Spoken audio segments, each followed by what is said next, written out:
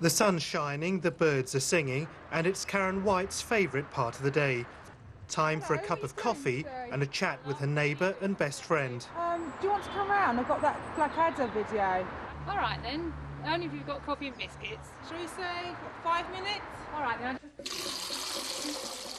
Lynn is Karen's identical twin. They've been inseparable since they were born.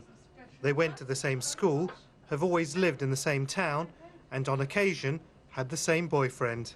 We went out on New Year's Eve, and I ended up kissing Mark on the stroke of midnight. And I didn't like the way he kissed me, so I bit his tongue and his lip, I think, and said, "Oh, you know." And Lynn ended up marrying him. Because after New Year's Eve, when he got back to her, I don't know why. The funny thing is, I started talking to him, so he thought that it was me that he kissed. And he thought, oh, she's had a change of heart and whatever. And we just started being friendly. And then he realised that it was Karen he'd kissed, but it was me that he actually wanted to go out with, isn't it? So it was really strange. As well as sometimes fancying the same blokes, they have the same taste in clothes and have the same sense of humour. Because I won't ever shoot myself. No, shame. As identical twins, Karen and Lynn have exactly the same set of genes. They're clones, and they've also had the same upbringing. The question is how much their personality traits are determined by their genes. The view was that genes played little, if any, role in shaping our personalities. How could something as complex as the human psyche be explained away by a few strands of DNA? Well, it turns out that it can. This DNA analysis is painting a new and astonishing picture of the role that genes play in influencing our behaviour. It's almost unbelievable, the results, because they suggest that genetics is important almost across the board. You can find some traits, surprisingly like shyness, for example, that show somewhat more genetic influence than other traits, for example, femininity. But the more striking thing is that no one has demonstrated any personality trait to show no genetic influence. Psychological studies of twins raised apart have shown that behaviour such as addiction and criminality have a genetic basis. But these have been debunked, partly because many top scientists don't take psychology seriously, but also, some say, because of political correctness. To even hint that people are born bad or born clever could be seen as running counter to a century of social reform. But in the coming years, our comfortable views of human nature may have to be changed. The Human Genome Project has been completed in terms of sequencing the human genome, and there's going to be a lot of research over the next few years in trying to understand what those different kind of genes do. And some of those genes, of course, will not be involved in disease-related conditions. They'll be involved in human characteristics in which we all have some kind of experience, whether it's to do with fear or anxiety, sexual orientation. And so I think there'll be a lot of interest from the public and from the media in this kind of research as it unfolds. And we need to think about how that research is going to be applied and whether the results should be applied. One of those research programmes is into depression. Norma, her sister Margaret and niece Vanessa have all suffered. For me, it feels as if I'm cut off from the rest of the world. It's like having a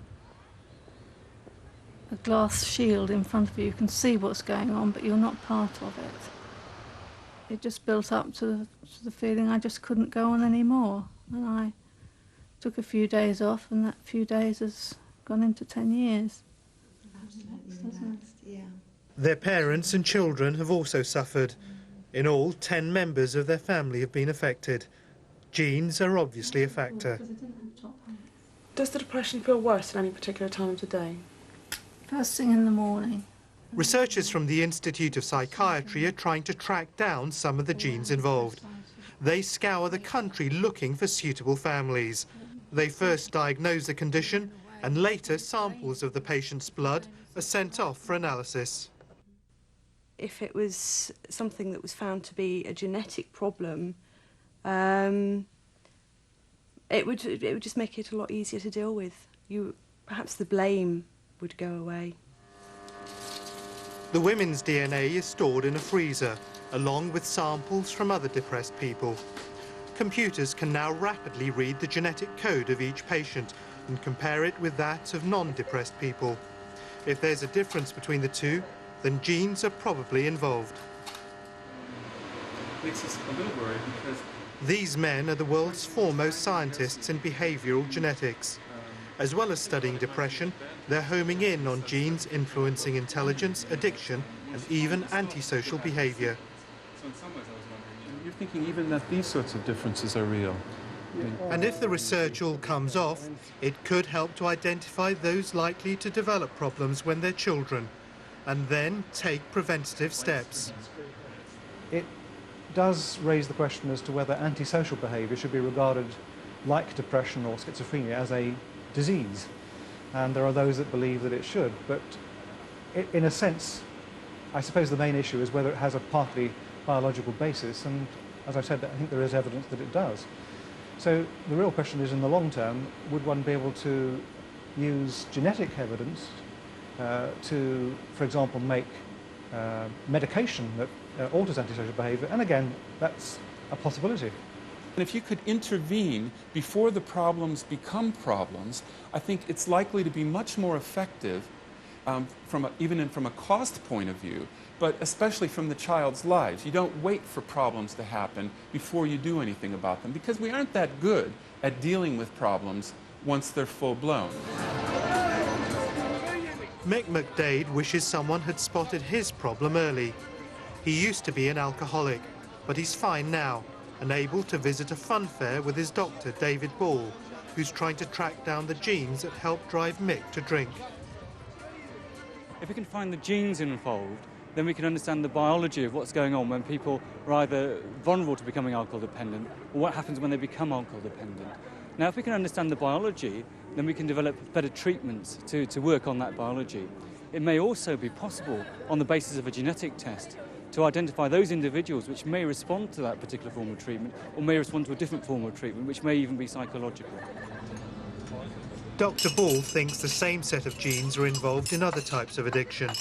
He and other researchers suspect that some people are driven to drink or drugs because of a chemical imbalance in their brain that can only be compensated by intense stimulation. And controversially, they believe that ordinary thrill seekers like these are driven to search out excitement and adventure because of their genes.